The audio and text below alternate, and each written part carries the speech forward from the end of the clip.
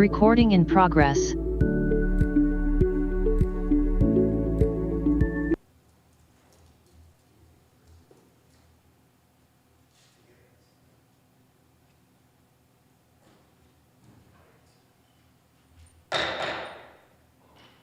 Part of the night. Welcome to the June 22nd Planning Commission meeting. Looks like we are all here.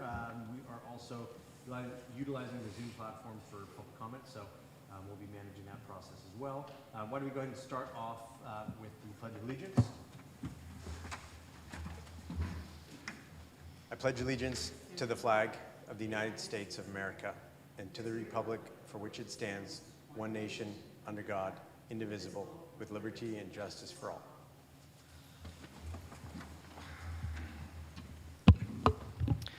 All right. It has been a while since we had a planning commission meeting. It's nice to see everyone here tonight. And if I make any mistakes, Jeremy, I would greatly appreciate you correcting me if and when necessary. It's been a little while. We're saying we're a little rusty here. So looks like we have a relatively light meeting tonight with just one major project to discuss. Before we get into that, though, why don't we go ahead and take a roll call? Ms. Paras, if you can call roll of the commission, please. Thank you, Chair. Commissioner Stevens? Present. Commissioner Goodbody? Present. Commissioner Lowe? Here. Commissioner Patterson? Present. Commissioner Garg? Absent. Chair Ali Sullivan? Present. Thank you. All right. Why don't we go ahead and open up our public comment? Just a reminder that public comment is for items that are not on discussion at tonight's meeting. And so if there are any members, we'll start with members of the public. If they have any public comment they'd like to address the commission, please feel free to step up to the lectern.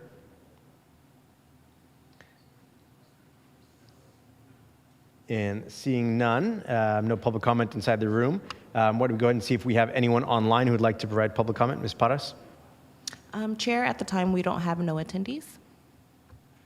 No attendees. All right. We'll go ahead and close public comment then. And we will start off with our first action item. The first action item is a public hearing, agenda item number 1, which is a request to operate a massage establishment within an existing commercial tenant space. It is requiring a conditional use permit, which we will discuss tonight. So we'll go ahead and start with the first item on the agenda. And I believe we'll have a staff presentation. Yep. Wonderful. Good evening, Chair, Commissioners, and Hayward community.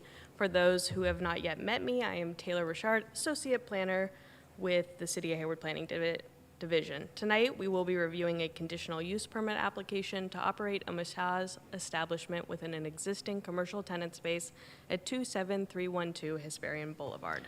Pardon, Ms. Richard, I'm sorry to interrupt you. Is it possible to turn up your mic? It's just a little bit hard to hear. I don't know. I can get closer. Okay, thanks. The massage establishment would be located in the southwestern area of the city on the border of the Southgate and Glen Eden neighborhoods within the Oliver Commons Shopping Center. The shopping center is located at the intersection of Hesperian Boulevard, Tennyson Road, and Aldengate Way. It is predominantly surrounded by residential, commercial, and open space uses. The site has 3 driveways providing vehicular access to the 315 parking spaces on site. Additionally, the site has several bus stops in its vicinity for 3 AC transit routes, 60, 86, and 97, which provide service to the Hayward BART Station, the South Hayward BART Station, the Union City BART Station, the Bayfair BART Station, Chabot College, Cal State East Bay, and downtown Hayward. Zooming in a bit, the approximately 77,000 square foot existing shopping center has 17 commercial tenant spaces and is located on a 5.6 acre site. The proposed massage establishment would occupy a 1,485 square foot vacant tenant spaces that abuts the Food Max and the Quickly Boba Tea Shop. Prior to being vacant, the tenant space was occupied by an H&R Block during tax season. The site is zoned neighborhood commercial, which allows a variety of commercial uses, including massage establishments with a conditional use permit. Similarly, personal service uses are permitted by the site's general plan land use designation of retail and office commercial. Later in this presentation, I will discuss the general plan policies that are also consistent with the project. Zooming in a bit more, the applicant is proposing some minor tenant improvements to make the existing tenant space more functional for the proposed use. These include adding a series of interior wall partitions to create 4 private massage rooms, an employee break room, and a public reception area as shown on the screen. Within this tenant space, the massage establishment will provide foot and body massages, couples massages, and hot stone therapy to its clientele.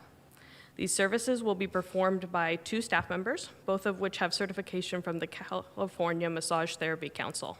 The establishment will be open 7 days a week and operate from 10 a.m. to 8:30 p.m. The business operator has prior experience running a massage establishment within the state. They currently operate the Morgan Hill Foot Spa in Morgan Hill. As part of the city's thorough review of this application, staff reached out to the city of Morgan Hill. Their staff shared that the business operator has maintained all their permits to operate and has no code enforcement violations to date. Zooming back out, I wanted to share this map showing the location of all 19 existing massage establishments within the city.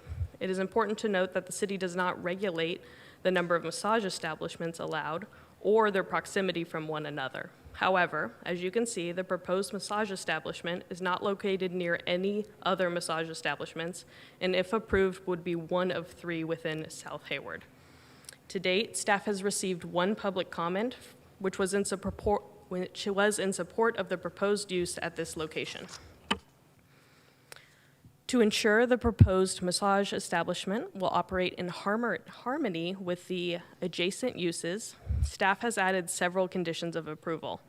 I wanted to highlight a couple of those conditions of approval at this time. First, the applicant shall obtain a massage permit from the Hayward Police Department and comply with all Hayward Massage Permit Ordinance requirements. These requirements include, but are not limited to, ensuring linens, massage rooms, and equipment are clean and sanitary, prohibiting the consumption or storage of alcohol or controlled substances within the establishment, prohibiting locking devices on doors of the massage rooms, requiring all services be paid for in the reception area, and requiring all massage therapists have a valid certification from the California Massage Therapy Council or a certification from the Department of Consumer Affairs to practice massage therapy. The massage permit ordinance requirements will be enforced by the Hayward Police Department through inspections. Other conditions include that the applicant install camera surveillance within the reception area, have all employees register with the Hayward Police Department, and that all business records be provided to the Hayward Police Department upon request. These conditions are in place to help the police department better enforce applicable laws and regulations. As noted previously, the massage establishment is consistent with several economic development and land use policies within the Hayward 2040 General Plan. These policies include encouraging the revitalization of underutilized properties and having complete neighborhoods with a variety of compatible uses. With that, staff is recommending that the Planning Commission approve the proposed conditional use permit to operate a massage establishment based on the draft findings and subject to the recommended conditions of approval. Myself, Sergeant Mike Carpenter from the Hayward Police Department, and the applicant team are here to answer any questions you may have. The applicant team includes design professional Enrique De La Cruz and business operators Joseph and Bingwa Brisi. Thank you, Ms. Burchard. I assume the applicant is here in the audience with us, correct? Yes. Does the applicant wish to provide any additional input on the application? Please.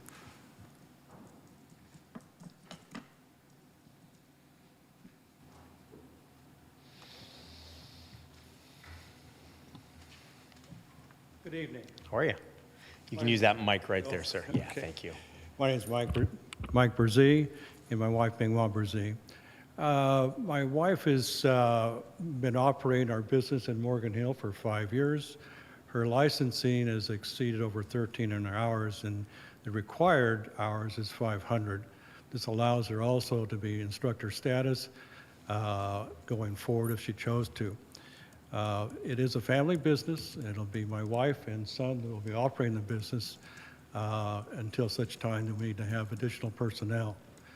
The business in Morgan Hill, as mentioned before, has been solely owned by us, and she's been the only operator since that time. That's just a brief explanation of our business and background. If there's any questions, I'd be more than happy to answer anything that you may have. Thank you, sir. Appreciate it. Why don't we go ahead and open up to any commissioner questions of staff or the applicant? Commissioner Lowe, please.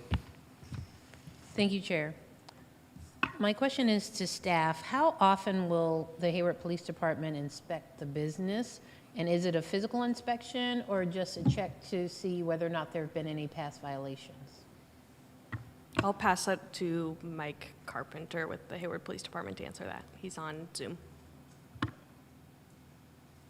Yeah, hi, hello. Yes, we do a physical inspection once a year. Every year we go in and walk the business and make sure it's all within the conditions that are provided in the use permit. Thank you. That's the only question I had.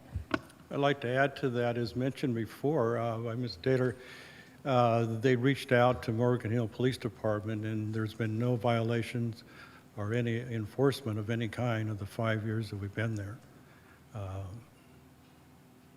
And that's the only business that we have at this time. Great. Any other commissioner questions? Commissioner Stevens? So I have a question. I've noticed that there's been different, what appears to be massage facilities in the city, and they appear to disappear. Are those due to enforcement? Has there been enforcement issues in the past with massage facilities? I'll let Mike take that one as well. Yeah, not that I'm aware of recently. We just did probably half inspections about a month ago. Just minor violations that were almost correctable on site. We had nothing major. We did not move towards any kind of suspension hearing or anything like that. So since I've been in the unit for the last 2 years, I'm unaware of any of them closing. Some have closed, but not because of violations that we've felt or the public brought before us. Thank you. So I'm curious about the business of the massage facility. It looks like there's quite a few in the city of Hayward. And just by my casual observation and limited research, it seems like there's more here than there would be, say, in Fremont or other East Bay cities. Am I right in that? Or can you explain a little bit about the economics? Well, and I why don't know how many are in other cities. In Morgan Hill, I do, of course. There's about the same amount as there is here. However, we separate ourselves from massage parlors to foot massage.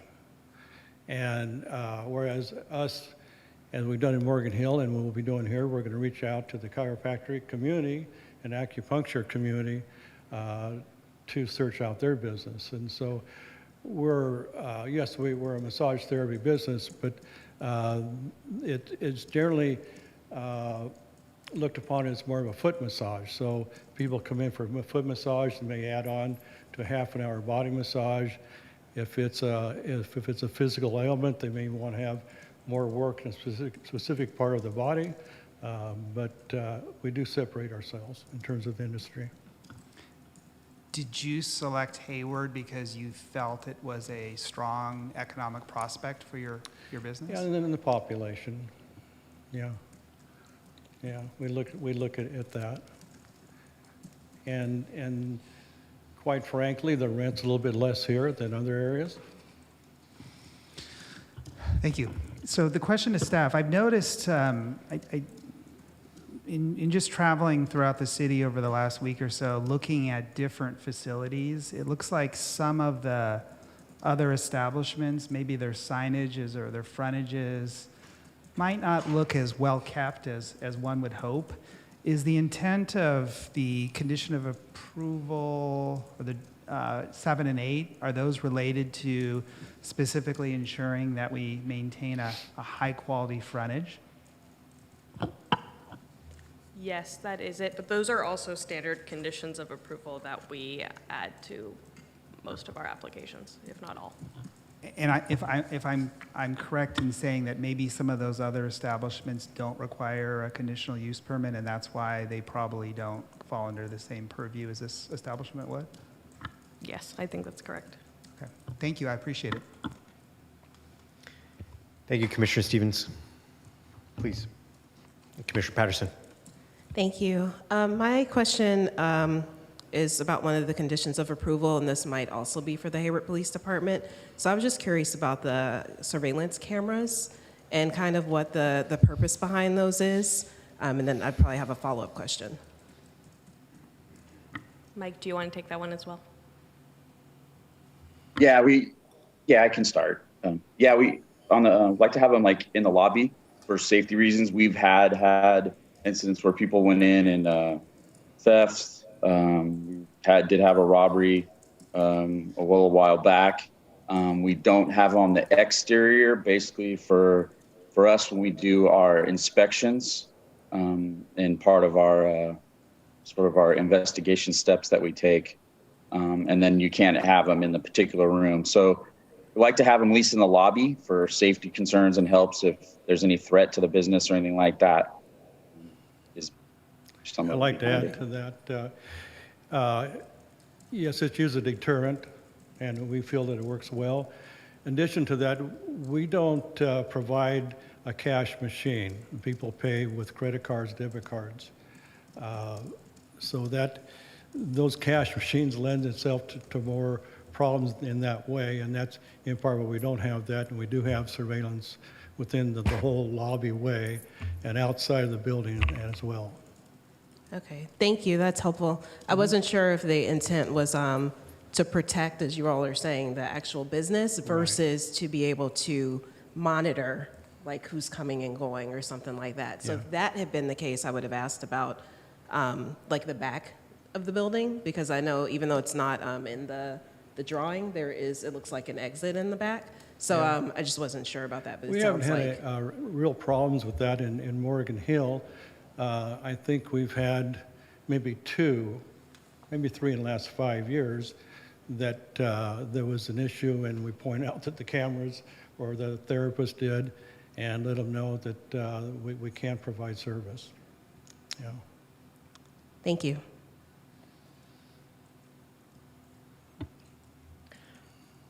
Any other, Commissioner Stevens? I'm holding my questions here. Don't Sorry, ask my question. Sorry, I forgot one. I'm just curious, I'm unclear, if the Hayward Police has to do periodic inspections of this, how is that being paid for? Mike, would you like to take that one as well? Well, I'm part of the Vice Intelligence Unit. I think it's just in our, it's part of the, like I said, it's in our municipal code. I don't know exactly. I guess it's just a general budget type of thing that covers that one thing the police department has to take care of on the yearly inspections. So just so I understand this clearly, the applicant is paying a CUP fee for processing, and then they pay, I guess, a property tax to the county, and then they pay, I guess, sales tax for the services performed. Is that how that works? No, we're not selling anything retail. Okay, so just so I can understand, there's no compensation provided for the additional inspection required by the Hayward Police. Are you, just to clarify, you're saying that the applicant doesn't pay for the inspection? Yeah, I'm saying the applicant doesn't pay for that, and so I guess what we're saying is I'm assuming the general fund's paying for that, so I guess the only path of compensation is through property tax? Is that how that works? That would be my assumption, because they don't pay for their inspections. And it sounds like, based on what Mike said, they're just funded through the general budget. In Morgan Hill, we pay with the license annual, then we pay the permit with the police. So it's a separate billing. If I don't know about here as yet. If I could respond to your question, Commissioner Stevens, applicants are required to pay per the master fee schedule. There's a $761 inspection fee, which is intended to cover the cost for staff inspection as well as administration and enforcement. And that is, there's additional renewal fee that is also applied, and that is codified in the master fee schedule. So as needs or as demand changes, those fees are adopted and adjusted on an annual basis every fiscal year, prior to every fiscal year, as additional resources are necessary. So I understand that this establishment would be cost neutral to the city of Hayward. That the fee that they're paying for the permit is to help for the inspection and to administer the program. But potentially not cost neutral. For the, we haven't done a full cost analysis of massage establishments, so I'm not sure that I feel comfortable answering that question, but when permit fees are usually assessed, there needs to be a nexus for the cost of it, so that way they are covering the cost for city services, and that was the amount that was determined by the police department to cover their costs. And then just so I understand, so the police department does an annual inspection, and does that involve one officer or multiple officers? How many hours does that take, and does the officer have to do like a report or something? Yeah, no, it's pretty quick. There's usually myself and a detective that's in my unit. I'd say the average one takes 15 to 20 minutes. We have a sheet that we go by that lists all the conditions, all the things within the municipal code under the massage parlors. But yeah, I'd say it probably takes about 15 to 20 minutes. They're usually small. We have a sheet we go by to make sure that we go over everything that we need to cover. And then if the establishment is cited, do they pay a penalty for that? Yeah, there's different things within the municipal code, like this last time. Sometimes a majority of them are almost like I mentioned this last time, a lot of things that were on site that were able to be correctable. We usually give them a warning the first time. If it's minor violations, let's say if it's regard to linens or equipment or something like that, we'll give them a warning and have them a chance. We'll come back in a week or so, make sure they corrected it. This last year when we did them, I don't think we found anything major within our establishments that met that criteria of citing them. So I'm going to ask a dumb question. I'm sorry for this, but so you're tasked with like inspecting linens and things like that? The police have to do that?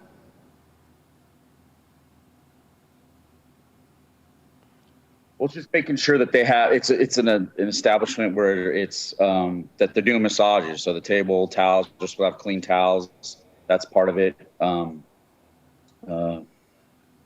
They have a storage for that, disposal for the linens. It's not just stuff on the ground, that it's all kept clean.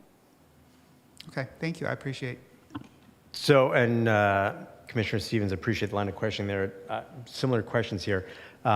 Ms. Richard, I get my first of a few questions here. Why is the police department doing these inspections, and why would it not be some health officials with the city? This seems a little strange to me. That is the way the massage permit ordinance within the code is set up. It's in the language of the ordinance, it says enforcement is through the police department. So that's why they handle the inspections. Massage permit ordinance, I think, was adopted in the early 2000s. Okay. Mr. Carpenter, what other types of facilities do you do a similar type of inspection on?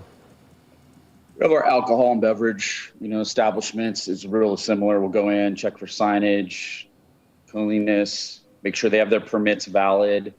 That's probably the most common. That's close to that. And then, I think we're involved because of that risk of possible prostitution that's been involved with massage parlors in the past. I think that's why the police department's involved with that, to sort of answer that previous question. I assume that was somewhere along this situation, but appreciate you offering that up there. Condition of approval 17 and 18 seem relatively intrusive to me. And so, Ms. Richard, is there any other types of facilities that we as a city require the ability for police to go in at any time they choose and look over ledgers, time cards, appointment calendars, work schedules? So some of the alcohol beverage ordinance have to provide certain business documents to the police department as well to ensure that they're meeting the alcohol beverage outlet ordinance. And I'll have Mike add that. That was a condition of approval offered by the police department to make sure that they can enforce the ordinance better. Yeah, I mean, it strikes me as a little bit intrusive here. And I'm curious if there are other sort of business situations where we require this. I don't believe I've seen this, for example, in any of the cannabis dispensary applications we've seen. And I'm surprised that there's this level of concern for, maybe naively, for a massage parlor. But again, looking at 17 and 18, that seems almost like an overreach. Any city staff have any replies? And I apologize, I didn't bring this up earlier. I'm not trying to put anyone on the spot here, but yeah.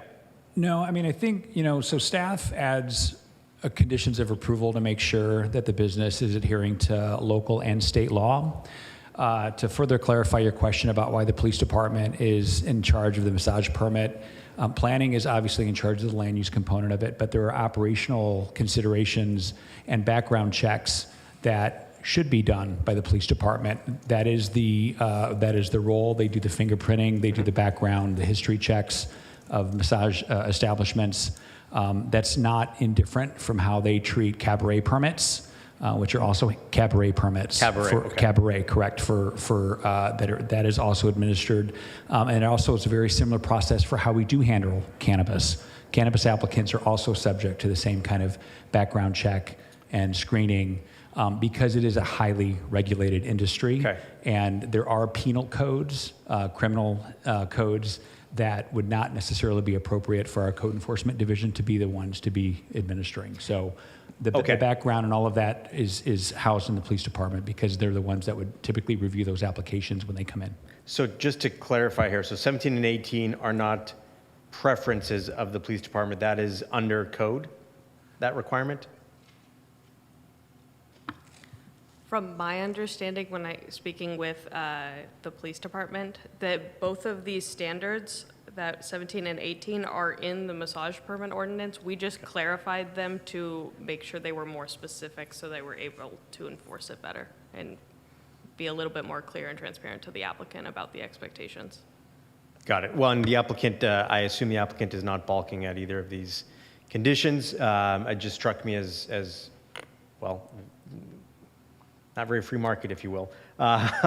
Let's see, the last thing I would ask, Mr. Lakirko, are these same requirements required of, and again, I apologize that I'm bringing this up, but of cannabis facilities? Because do we require all employees to be registered with the police department that work at a cannabis facility? And do we require cannabis facilities to open up the books at any point for the police? Yes, that's actually a state requirement. Perfect. Appreciate that. Those are my only questions. Commissioner Stevens? Sorry. The officer mentioned something, and I was just curious. When you're going to do the inspection, do you give the establishment like prior notice, or do you just go in? No, we do not give prior notice, and that's, like I mentioned, we've had in the past establishments that, we said the risk of prostitution. I think if we said we were coming, we would probably not know if there's any illegal activity going on. That's part of our inspection, to feel it, see how the employees are when we walk in. We've had some in the past, a few years back, where you go in and people are shuffling around. So it's just part of it. Like I said, the industry is sort of tied to this a little bit. We've had investigations back in the day where we had illegal brothels in our city. So that's part of why we do what we do regarding inspections. Thank you. That's very helpful. Commissioner Goodbody, any? I had questions for the property owner and a related question about the property to staff. So I don't know. Please, yes. Okay. Is the property owner here? The property owner is not here. It's a large LLC that owns the whole commercial shopping center. So I just wanted to register my comments that I did go out and visit the site and spoke to 4 tenants who are all supportive of the proposed use and welcome the business coming into a vacant space. My concerns are over the condition of the property itself, and so I really appreciated staff's response to my questions about programs that could help the property owner with improvements. And I took pictures of 4 rather large potholes that are on their property, and I'm really concerned about just the safety. I noticed that there were seniors, a lot of seniors there during the day, and I also went at night as well, and the lighting was very, very dark. And one of the tenants had expressed to me that they had tried to contact the property management about doing something about the lights, making them brighter, and their request just went unanswered. And so I know that we can't, as a commission, hold the applicant's permit hostage, if you will, if we can't withhold our approval because of the conditions of the property. But I'm wondering if there's, we could begin a dialogue, perhaps maybe a work session or among the Planning Commission or with the City Council about what we can do in the municipal code or existing general plan to better align improvements to property, to the properties when we are reviewing these conditional use permits. Just to add to that a little bit, we want our facilities and have to be well lit along with the sign. So we want to have good lighting for customers to come in, and we feel also as a deterrent. We also have a male and female that's working during the course of the day. So we feel that having a man, a sewer, is a deterrent as well. Thank you for that. And I also, the lights seem to be on the perimeters of the property. So they're, kind of right along where the tenant fronts are, and then kind of more towards the western end of the property that front Hesperian. But there's nothing in the middle, and there's very little over where your proposed business is going to be. And so I know that the hours are late. The closing is till 10:30. 8:30. Oh, 8:30. Yeah. 10 a.m. to 8:30. 10 a.m. to 8:30. Right. Yeah, so, and then with only 2 people being on the property, my concerns are about just, Sure. about safety. All right, seeing no other questions from commissioners, why don't we go ahead and open up this item for public comment? If there are any members of the public, aside from the applicant, who would like to provide public comment, don't assume there are. We'll go ahead and, looks like we do not have anyone online either wishing to provide public comment, so we'll go ahead and close public comment on this item and open this up to any commissioner comments.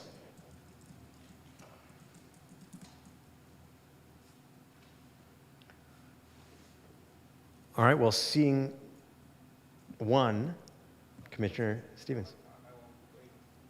Please. If you, no, please. On the surface, I feel that this is a pretty trivial application, and it's pretty easy. But I'm troubled by a couple things. And the first thing I'm troubled by is that when I travel through the city of Hayward, I don't know, over the last 20 or so years, I've seen similar massage facilities that, let's just say they don't have a very good look towards them. And they seem to disappear, and they seem to not be maintained very well. So I'm going to put that aside because this is a CUP, and the city is going to be able to manage that. The other thing that troubles me by this is that we pay a license fee of $781 or so dollars. And I'm assuming there's a nexus study that is a base for that. But it just seems like this type of use is potentially more risky than other types of uses, hence the reason why we have all these rules associated with them. And I just wonder, is this not really cost neutral? Is this really going to wind up costing the city money, especially for fingerprinting, we're checking? I mean, there's a lot of effort that has to happen in the background to regulate this type of business. And I'm asking the question is, what benefit does this really bring when there's so many other massage facilities already in this city? And it bothers me, and I'm just going to leave it at that. Appreciate that, Commissioner Stevens.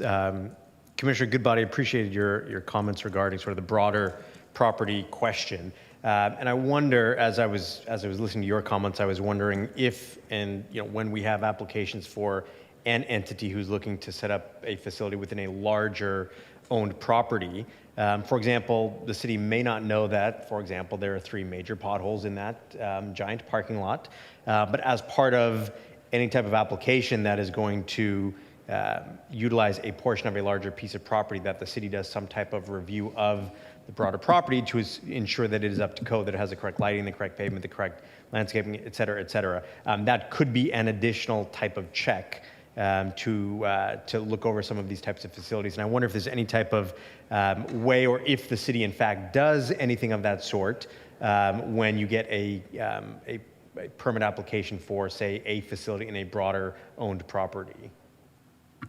I can start and then I'll pass it to Jeremy. When we look, and in my review of the property, what we look is for is access and that the parking is adequate when you're looking at a commercial tenant space that's already in an existing and approved use. That's specifically what I looked at, but Jeremy can provide more context about requiring things of the whole shopping center. Yeah, I think in order to add additional conditions to an individual tenant, there needs to be a nexus that, and unfortunately, imposing that nexus onto the property owner, who is not the applicant in this case. The applicant is the tenant before you. That is really the only thing that the Planning Commission should be considering from a land use perspective. That's not to say that there aren't other things that we could look at. I mean, certainly we do have nuisance provisions in our Muni Code that are intended to mitigate any nuisances.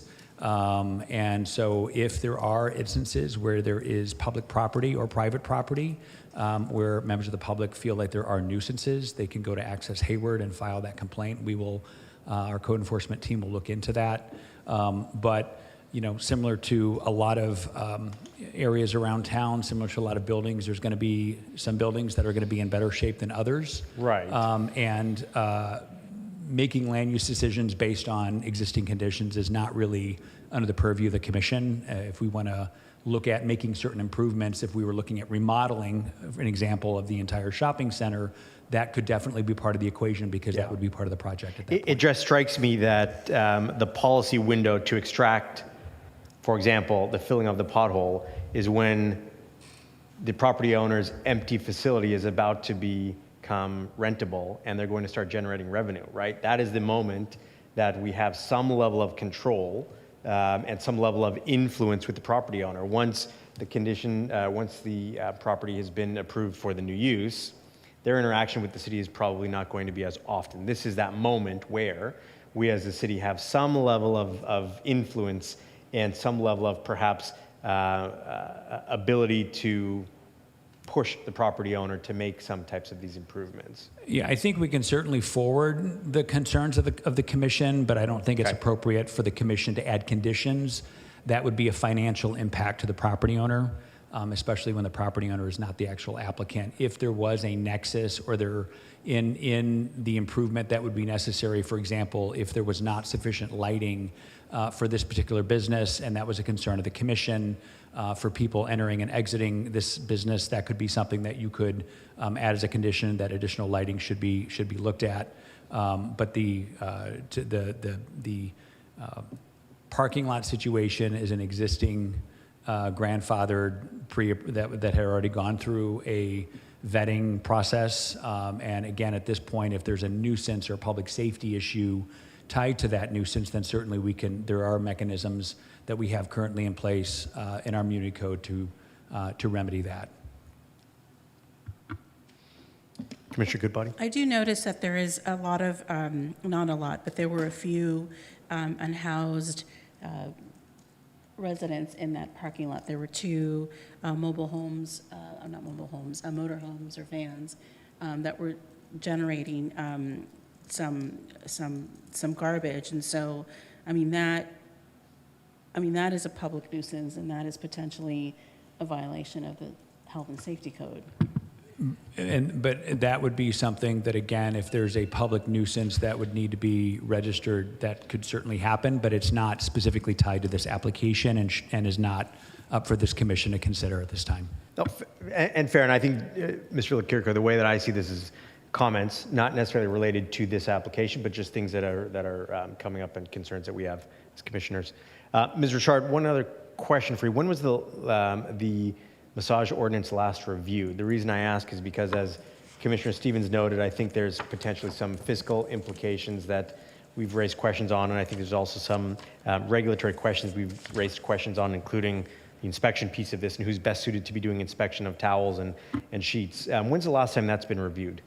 So it was originally adopted in 2006, and it was repealed and replaced in 2015. So portions of the ordinance were repealed and replaced. So it was last updated in 2015.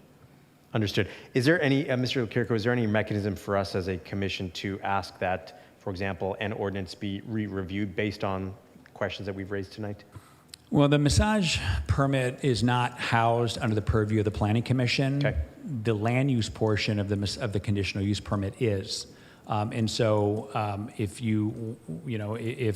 council wants to make a referral and direct staff, they can certainly do that. But to revisit the massage ordinance, which is not the permit portion of the massage business, which is currently housed in the police department and contained in the Muni Code, that is not under the purview of the Planning Commission. So Understood. Hopefully Yeah. some of our former colleagues are watching online and they're hearing this, and perhaps it's something the council will take up. I don't have any other comments to any of my colleagues. Commissioner Lowe, please. At this time, I move to approve the conditional use permit. Do I have a second? I second. Wonderful. We have a motion and a second. Any additional comments? Ms. Patterson, no? Commissioner Lowe? All right, why don't we go ahead and take a vote. Ms. Pottas, if you can call a roll call on this first item, please. Thank you, Chair. Commissioner Goodbody, you were the seconder? I seconded. Thank you.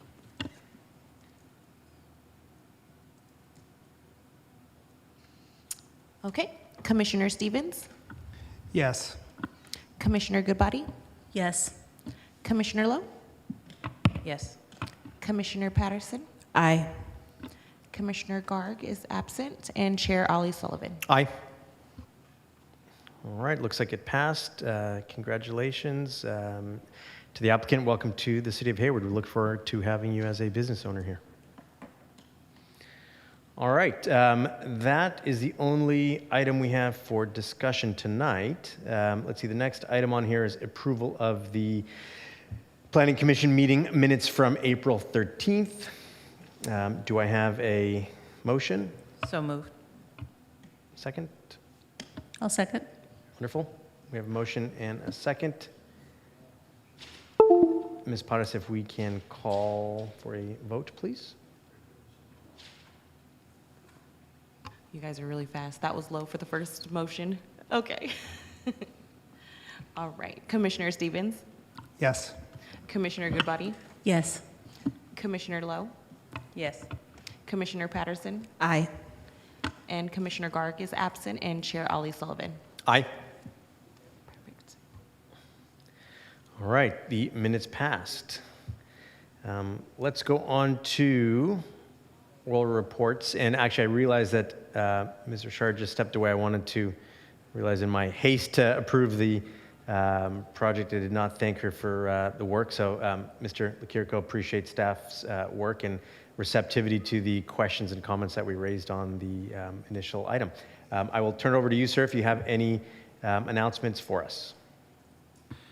We do have a couple of items. So many of you may have received an email yesterday from the city about the ribbon cutting at the fire station out by the Hayward Executive Airport. Really exciting Did news. not. You did not see I that? did not. You no. did not see that. Did any other commissioners receive that email? Had you've a seen a lot of head nods. Ribbon cutting yesterday. It is a brand new campus that is dedicated to fire, rescue, and emergency response training and education. I'm reading from the outtake. So I thought you were inviting us to a ribbon cutting. No. I'm letting you know that a ribbon cutting happened yesterday. I see. Okay. And if you have not had a chance to drive by the airport to see the new building, please do so. It's a large campus that is not only home of the Chabot College Fire Academy, which is a great opportunity for firefighter and paramedic responses, but it's also, the center is going to host the Eden Area Recreational Occupational Program, which is a hands-on training opportunity for students and educators and mentorship for those that are wanting to get into the firefighting and paramedic program. And that really is catered to high school youth. So just wanted to promote that. Also wanted to announce that there are two future wonderful public downtown events that are coming up. We had our Juneteenth celebration last Thursday that happened downtown here, and of those that were not, that maybe have participated, probably saw there was a really amazing turnout for that. We also have coming up on July 20th, on Thursday, July 20th, there's the City Extravaganza event. On Thursday, August 17th, there's the Hot August Nights event, which will happen downtown. The City of Hayward will have several booths, including the Planning Division. We will have a booth there and help people understand zoning and land use, and stop by, put your name onto an interested parties list, find out what your zoning is, and walk away with, we're handing out vegetable and flower seed packets for individuals to help beautify their garden. So certainly it's a great time for all. Also wanted to communicate out that the next Planning Commission meeting is scheduled for Thursday, August 24th. So I think the next item on the agenda is to actually go through the schedule. And I also wanted to remind the commissioners and any member of the public that if they are interested in joining either the Planning Commission or one of the other committees or commissions that the city now has vacancies, there is opening application period, extends through August 4th, and you can go onto the city's website for more information and details, or if you would like to apply. So wanted to put that out there. And finally, if anyone is traveling over the summer, please safe travels to everybody, and hopefully have a wonderful summer. Mr. Lekirko, I do have one thing for you, a request of you, if I may. I'm hoping that at the next meeting, we can have an update from the planning department. I know you typically send out sort of a twice a year document that outlines a short paragraph about each of the projects. What I'd like to hear, if I may make the request, over the last 2 years or so of being here, I can think of a major condo project, 2 Starbucks, a auto repair shop, off the top of my head, I have not seen a single thing happen as I look at the land, as I drive by the land on a daily basis. I would love if staff can prepare brief updates on the projects that we've approved over the last couple of years that have not moved and why they haven't moved. I do find it a bit troubling when you guys go through the work and effort and we go through the work and effort to approve projects and then 2 years later nothing has happened. And so it'd be helpful if we can get a bit of an update as a topic for the 24th meeting if possible. I can provide a status update as to the reasons why things have or have not moved. That's probably going to, unless I have specific details, may not be able to share that information, but I'm certainly happy to provide a report out that I can share. That'd be great. Any other commissioner comments? Yes, please. Just a question, if I could. So you'd mentioned that there's going to be a table. I missed which event that's at. Is that the City Extravaganza or Hot August Nights? Both. We Both, will have okay. our planning team, and we'll be possibly joined by code enforcement and maybe others from Development Services. Okay. Was there a request to have planning commissioners participate in that, or just It's really for city staff. If you want to drop by, you're welcome to. We would welcome all Hayward residents and commissioners if you'd like to stop by there and participate. You're more than welcome to do that. I thought you were going to pass out office hours for us to sign up for to be manning There's the no table. formal recruitment Okay. here with that, no. Wonderful. Any other commissioner announcements? Well, I will just take the chair's prerogative to wish a happy birthday to my fellow commissioner, Ms. Patterson. I believe today is her birthday, so happy birthday to you.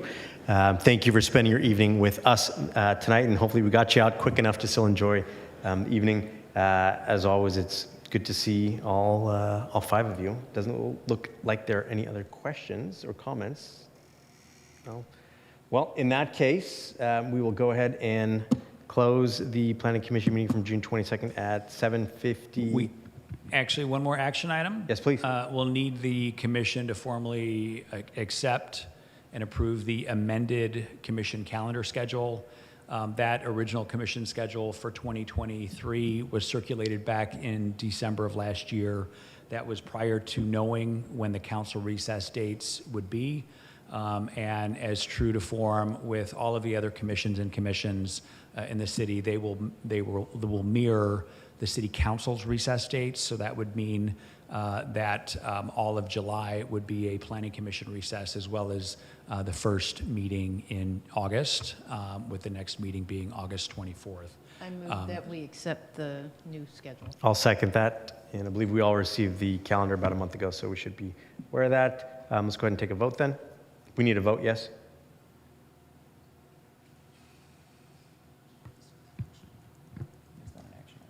Conferring. We don't need a formal vote, just Wonderful. acceptance Okay, yep. by, Well, I think we've all by the accepted that. commission. Yeah, wonderful.